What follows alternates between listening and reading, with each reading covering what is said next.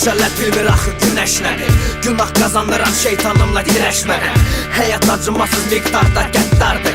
Heyrətləşdik tək sətirlərimiz baş qaldı. Onlar həmişə dəli dolu, bağlı olur əlim qolum. Əvvəl axır polibomu, ən qəhbəli bəlli olur. Dur vaxtımdan qabaq böyümə, mən hər tələsdiyim günümə söyürəm. İlham alıram küçə və bloklardan, içimdən gəlir musiki, başım çıxmır notlardan. Biz görmüşəm softlarla, TV başını qatırsan, baş qatırsan notlarla.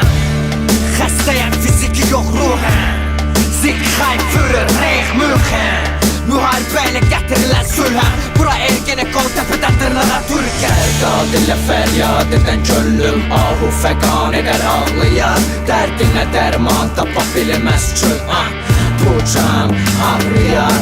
Hər dad ilə fəryad edən könlüm, ahu fəqan edər ağlayar. Dərdinə dərman tapa bilməz çöl, bu can ağrıyar.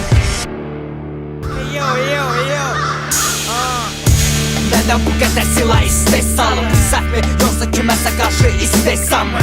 Singir əvəz eləyirsə göy quşağın, səsini çıxarma, hər ölən deyil sənin uşağın. Politika sevir hər qucağı, söz sənin deyil, söz gözün içində üç bıçağın. Boğallar içindəki suyla bir fincanın, oynayırsınız hər havaya, bilmirəm kim çalır. Hamınız parçası bu oyunu, məmur yeyir dağıdır, yenə də gözü doymur. Bilmir femida kordur, kim kimi nə idi qoz qoymur.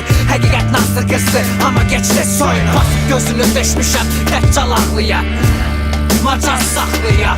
Övrəyə bildiyin oxumaz Quranı, açar bağlayar. Qapını açar, açar bağlayar.